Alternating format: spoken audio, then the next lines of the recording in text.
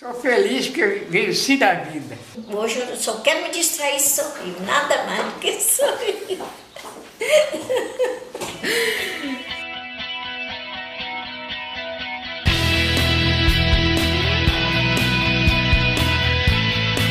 O programa Vitalidade está há 2 anos em Ferraz, né? Ele tem o objetivo de atender idosos acima de 60 anos, né?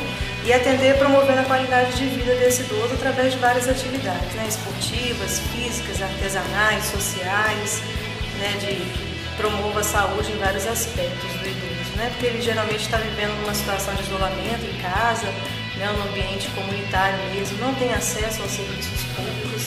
Então a gente está aqui em Hélio Ferraz e mais 3 outras unidades também no município da Serra, né? Atendendo de segunda a sexta, de 8 às 5 horas da tarde. Eu me distraio, não penso nada ruim, tá? Estou zangada, vou para lá agora. Participo de todas as festas, dos bingos, fui Miss, fui Rainha da Primavera. E eles são construtores desse processo de autonomia, né? Nós temos uma escuta com eles. E eles mesmos quem sugere, eles mesmos que são os participantes, co-participantes das ações desenvolvidas aqui. A gente desenvolve as atividades na parte física, de ginástica localizada, que a gente contribui de alguma forma para a melhor qualidade de vida dos idosos, e a parte de alongamento. Alguns deles apresentam algumas patologias. Em cima dessas patologias, a gente sempre vai respeitando o limite, a individualidade de cada um. E a gente busca aqui estar melhorando a alimentação, né? Busca estar melhorando os hábitos alimentares de cada idoso que participa. Então a assistente social faz um acompanhamento e aí identifica as patologias e aí ela retorna para mim e a partir disso a gente vai pesar, medir, né? Aferir peso e altura, para a gente estar fazendo uma dieta com eles, né? Tá fazendo uma reeducação mesmo, melhorando os hábitos alimentares. A gente se preocupa mais com o lado social, né?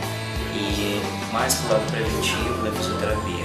Então eu atuo nos 4 espaços que o programa Vitalidade atua, sempre se preocupando mais com o lado social e da fisioterapia preventiva também. Sou vice-presidente da Associação da Boa Convivência e Atividade da Terceira Idade do bairro Hélio Ferraz.